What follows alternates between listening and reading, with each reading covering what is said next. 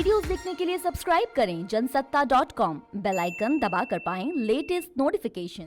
आज राज्यसभा में कृषि सुधार की दृष्टि से दो बिल चर्चा में थे। मैं माननीय प्रधानमंत्री जी को धन्यवाद देना चाहता हूं कि एक लंबे अरसे से किसान घुटन महसूस कर रहा था, बेबसी महसूस कर रहा था और बरसों से पार्टियों के लोग, स्वामीनाथन साहब जैसे विद्वान लोग, श्वेतकारी संगठन के शरद जोशी जी जैसे नेता, नेशनल कमीशन जो फार्मर कमीशन है उसने जो रिकमेंडेशन दी, उसके बावजूद भी कांग्रेस ने कभी किसान को न्याय दिलाने का काम नहीं किया। प्रधानमंत्री नरेंद्र मोदी जी ने न्याय दिलाने के लिए विधेयक बनाए, लोकसभा ने उसे पारित किया। आज राज्यसभा में थे और राज्यसभा में चर्चा ठीक हो रही थी, बहुमत से वो पास होने वाले थे।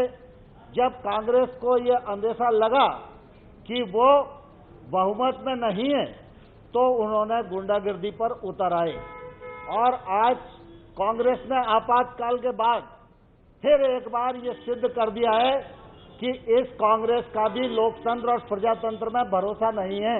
Today become the black day of parliamentary democracy in India. The way in which anti-farmer law has been taken up in the parliament today, Rajya Sabha today, is totally unacceptable and condemnable.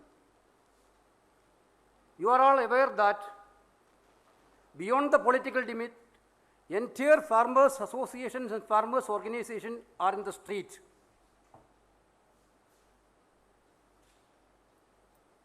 They are fighting for their cause. They are fighting for their livelihood. Without bothering the COVID-19 pandemic,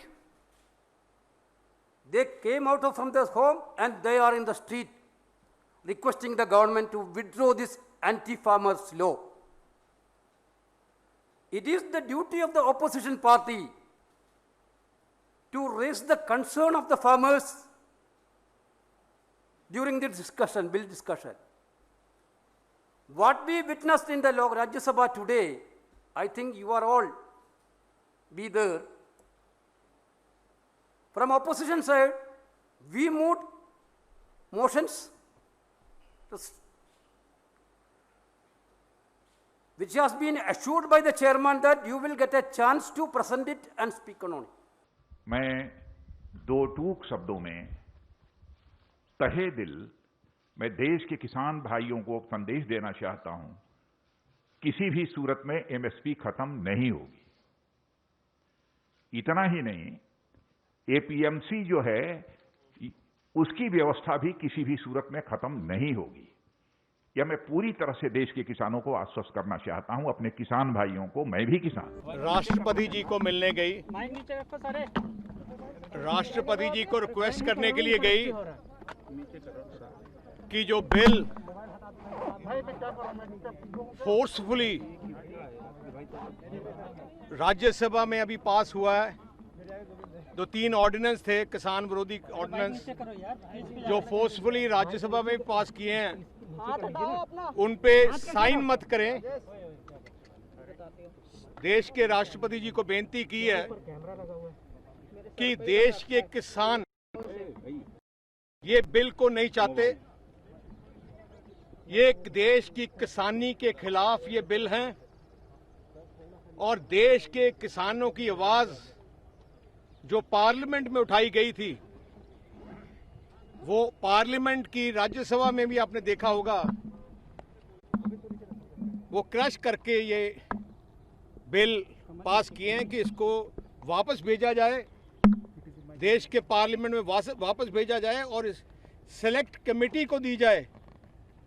कहने का मतलब है कि आज से 30 साल पहले किसानों की हालत जो थी वो दर बदर थी और चलती चली आई है पिछले 70 सालों से। लेकिन अब जो बिल पास हुआ है उसमें हालात बदल गए हैं। किसान अपने हाथ में अपना मालिक खुद बन चुका है। तो बस कभी कभी फिल्म जिंदगी को ट्रांसलेट करती है और कभी कभी जिंदगी जो है वो फिल्म पे उतारी जाती है। आज पंजाब ही नहीं, मैं तो सलाम करता हूं किसानों की ताकत को, जिनकी ताकत के कारण अकाली दल भी दोबारा उनकी सपोर्ट में आया है। अकाली दल ने यू टर्न लिया है। पहले जो 3, साढ़े 3, 4 महीने एडवोकेसी करता रहा है इन ऑर्डिनेंसेस की, आज उन्होंने भी इसकी गंभीरता को समझा है। जो उनके प्रिंसिपल थे उनसे हट गए थे, वो वापस आ रहे हैं। आज एक दूसरे को हम पॉलिटिकल क्रेडिट में घुसने की बजाय हमें ये देखना चाहिए इन बिल्स को कैसे रोकना है। तो वहाँ पे मैं अपील करूँगा, अगर वो देर आए दुरुस्त आए आ ही गए हैं तो बाकायदा राज्यसभा में उनके एमपीज को भी खड़े होकर एक यूनाइटेड ताकत का मुजाहरा करना चाहिए और इन बिल्स को रोकना चाहिए।